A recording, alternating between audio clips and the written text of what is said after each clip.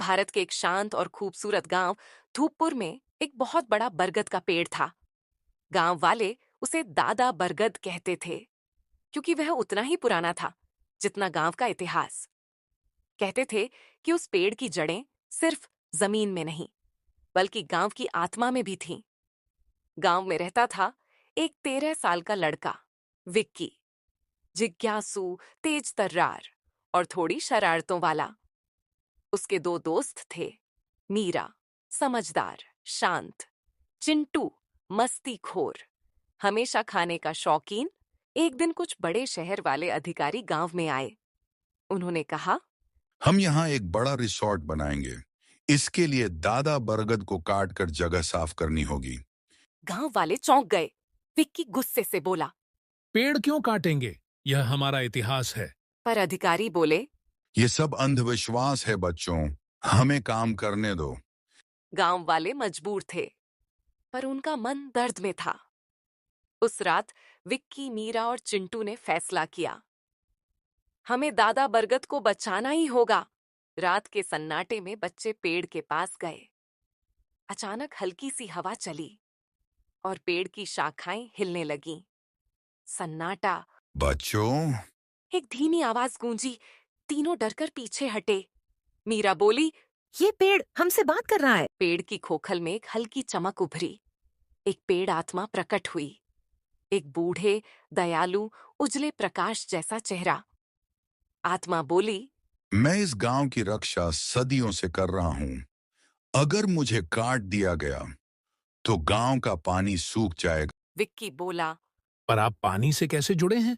मेरी जड़ें सीधे उस भूमिगत नदी तक जाती हैं जो तुम्हारे गांव को पानी देती है। बच्चों को सब समझ आ गया। अगर पेड़ कट गया, गांव की जिंदगी खत्म हो जाएगी। अगले दिन गांव की मीटिंग हुई। विक्की ने सबको पेड़ का सच बताया, पर अधिकारियों ने कहा, ये सब बच्चों की कहानियां हैं। तभी विक्की को एक और रहस्य पता चला। रिसोर्ट असल में एक खनन कंपनी का पर्दा था। वे पहाड़ों के नीचे से कीमती पत्थर निकालना चाहते थे। अगर यह होता, भूमिगत नदी हमेशा के लिए नष्ट हो जाती। विक्की बोला, ये लोग गांव को बर्बाद करना चाहते हैं, पर किसी ने उसकी बात नहीं मानी।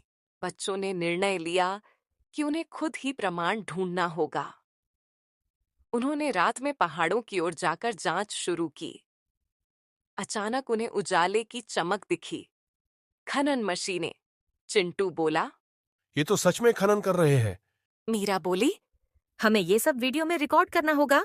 तीनों ने सबूत इकट्ठा किए और सुबह गांव वालों को दिखाया। गांव वाले गुस्से में थे।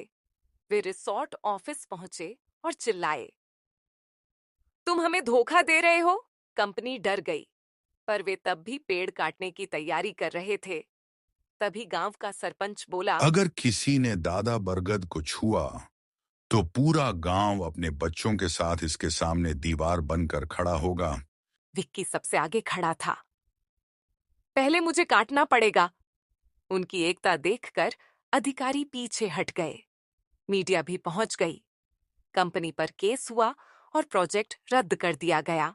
रात को विक्की, मीरा और चिंटू फिर पेड़ के पास गए। पेड़ की आत्मा मुस्कुराते हुए बोली, तुम तीनों ने गांव की जान बचा ली। अब ये पेड़ हमेशा तुम्हारा रक्षक रहेगा। चमक खत्म हुई।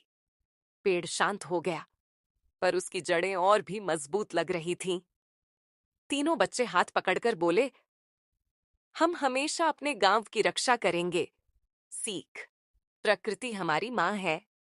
अगर हम उसकी रक्षा करेंगे, वह हमें हमेशा जीवन देगी।